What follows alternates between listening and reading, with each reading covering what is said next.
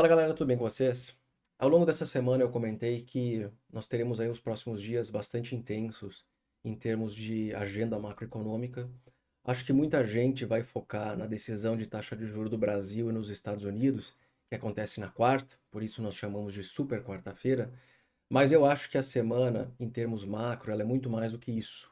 Até porque o Banco Central do Brasil deve cortar o juro em 50 bases, nos Estados Unidos deve manter a taxa inalterada, com um discurso ainda agressivo, hawkish, de que o juro permanecerá elevado por mais tempo. Logo, a relevância dessa super quarta não é tão alta assim. O foco, na minha opinião, está nos outros indicadores econômicos e também no relatório do Tesouro Americano que foi divulgado ontem, indicando que no quarto trimestre o Tesouro não precisará emitir tantos títulos quanto o mercado esperava. Isso é importante, porque nos últimos meses o excesso de emissão de títulos pressionou os yields dos juros de 10, 20 e 30 anos. Todos eles acima de 5%, exceto o de 10 anos, que bateu 5% e voltou, que agora está em 4,87%. O excesso de emissão de dívida acaba pressionando esse mercado, e para quem acha que emissão de dívida é a mesma coisa que impressão de moeda, não está certo isso aí não, tá? Não tem nada a ver uma coisa com a outra. Política fiscal é uma coisa, política monetária é outra. Impressão de moeda é por parte do Fed. O Tesouro está apenas emitindo dívida para poder financiar o déficit fiscal de 2023 e possivelmente 2024 do governo Biden. Bom, isso pressionou o mercado até então, mas ontem, com essa informação que foi divulgada, de que o Tesouro não precisará emitir tantos títulos nos próximos meses, o mercado deu uma festejada. Ativos de risco subiram e os juros de 10 anos acabaram corrigindo. Até poucos minutos atrás, quando dois indicadores econômicos dos Estados Unidos vieram acima do esperado. E é sobre isso que nós vamos falar nesse vídeo.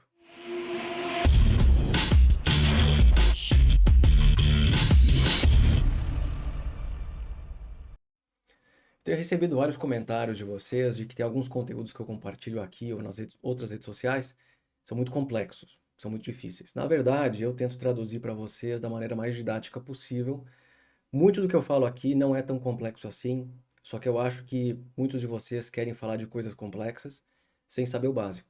Então eu criei um curso novo chamado Macro Fundamentos, que será lançado no dia 15 de novembro, daqui a 16 dias, onde vocês poderão aprender esses conceitos básicos comigo. Serão praticamente 40 aulas de conteúdo sobre micro, mas principalmente de macroeconomia. São 8 módulos, dos quais 2 são introdutórios e os outros 6 são sobre macroeconomia. Inclusive, eu vou chamar a atenção de vocês em alguns minutos, quando eu comentar sobre o S&P Case-Shiller e o ECI, que são indicadores que fazem parte da análise macroeconômica e que, para poder entender por que eles são relevantes hoje, é preciso entender conceitos básicos sobre macroeconomia. No lançamento, vocês terão acesso a um desconto, mas só para as pessoas que estiverem na lista de espera, que vocês podem ter acesso através desse QR Code aqui ou de um link aqui embaixo na descrição desse vídeo, tá? Vamos falar um pouco sobre o que está rolando nos mercados, ok?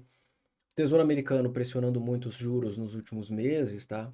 Essa questão fiscal, pela primeira vez em muitos anos, impactou os juros de longo prazo, algo inédito para quem pelo menos entrou no mercado nos últimos 10 anos, eu acho, ajudando o Fed a contrair as condições financeiras, tá? Esse movimento aqui é ruim para a economia, é ruim para mercados, mas é positivo para o trabalho do Fed, que é desacelerar a atividade e controlar a inflação. Isso contraiu as condições financeiras da economia americana, deve causar efeitos negativos sobre os indicadores nos próximos meses, porque existe esse delay entre mercado e economia. Com a divulgação desse relatório do Tesouro de que eles não precisariam emitir tantos títulos, 76 bilhões a menos que o esperado por conta de um aumento extraordinário na receita, nós vimos os juros caindo. Ele bateu 5% na semana passada, tá? Isso aqui é o juro de 10 anos, cadê aqui? 5%, 5,23%. E agora de manhã estava quase abaixo de 4,80, um dos menores rendimentos desde início de outubro, metade de outubro, tá? Metade de outubro. Positivo, legal, bacana, ativos de risco voltando a se recuperar, até que poucos minutos atrás, dois indicadores foram divulgados que reverteram esse movimento. O juro de 10 anos subindo, ativos de risco voltando a corrigir. Que indicadores são esses, tá?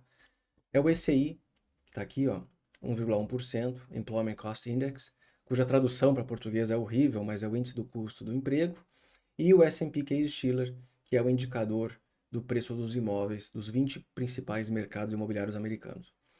Vamos entender o que aconteceu aqui e qual é a lógica por trás desses indicadores. Eu vou começar primeiro com o S&P Case-Shiller, que mede a média dos preços, dos valores dos 20 maiores mercados imobiliários americanos.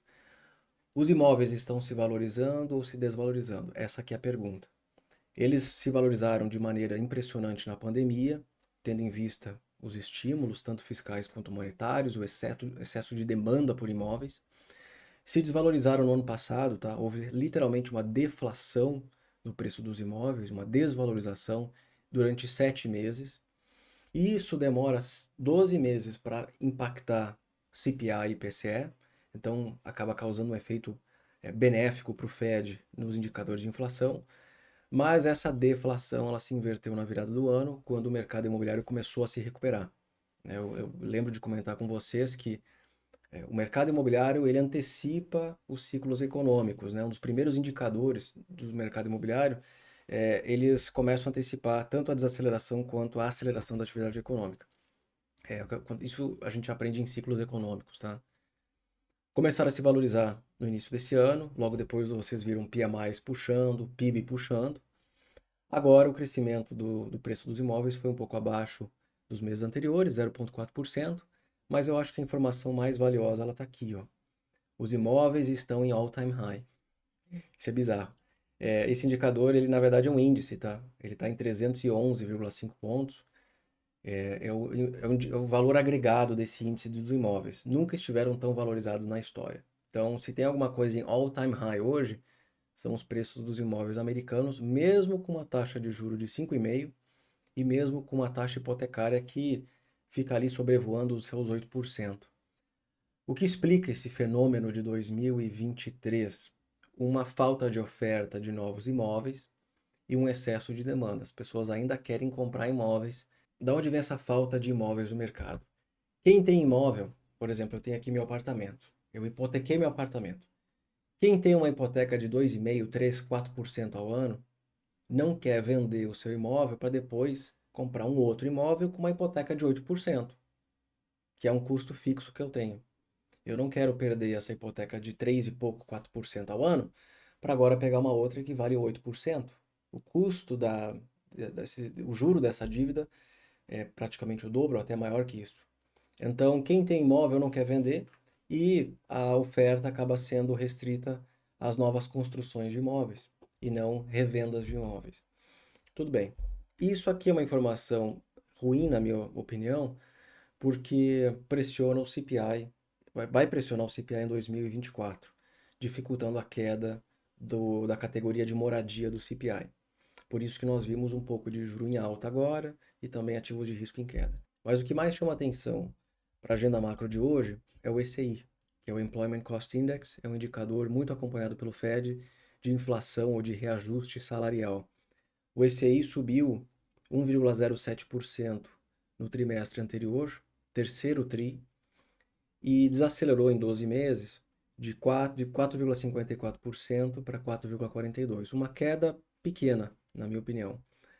Historicamente falando, o ECI ele oscila em torno de 3, 1,8, 1,9, 2, 1,7%.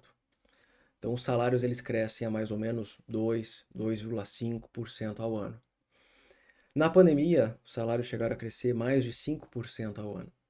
Eu não sou contra os reajustes salariais, pelo contrário.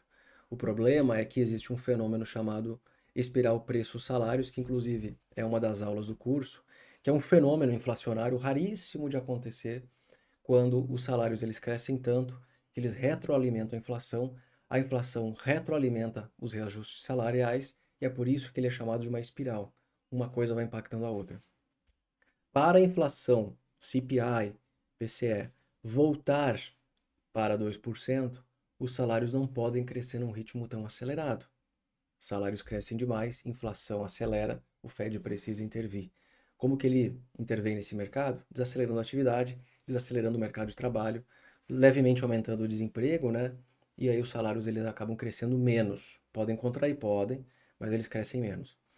Aqui nós temos no gráfico da direita a variação trimestral do ICI, 1,07%, superior ao trimestre anterior, que foi de 1,02%, e a variação anual, que eu já comentei, que é 4,42%.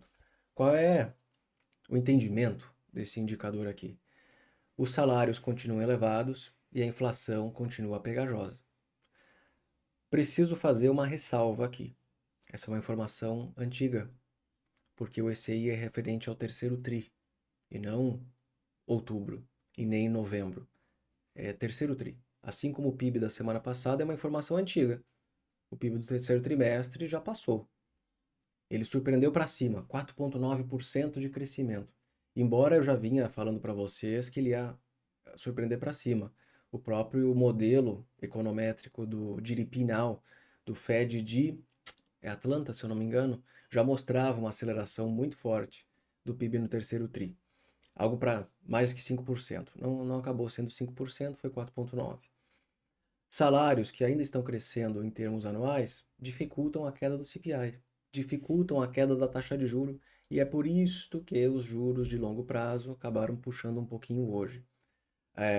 Juros de longo prazo subindo, 10, 20, 30 anos, acaba sendo negativo para ativos de risco. É por isso que nós vimos uma correção até poucos minutos atrás do S&P, Nasdaq e Russell. Qual é o resumo de tudo isso, né? Os juros eles devem permanecer elevados por mais tempo, ao menos é o que esses indicadores nos mostram. Positivo, né? Eu tenho uma análise positiva disso. Tem o copo meio cheio e meio vazio. O meio vazio é que o juro permanece alto por mais tempo. O copo meio cheio é que o vazio é que o juro fica alto mais tempo, o cheio é que a atividade econômica permanece resiliente, porque se os salários estão crescendo, existe consumo. E a gente sabe que o maior componente do PIB dos Estados Unidos, assim como o Brasil, mais de 60%, é os gastos, o consumo das famílias. Então, em termos econômicos, nós ainda temos uma economia americana bastante forte, bastante resiliente, e isso mantém os juros longos pressionados, assim como outros fatores, como eu comentei mais cedo, que é o fiscal, o excesso de emissão de dívida nos Estados Unidos.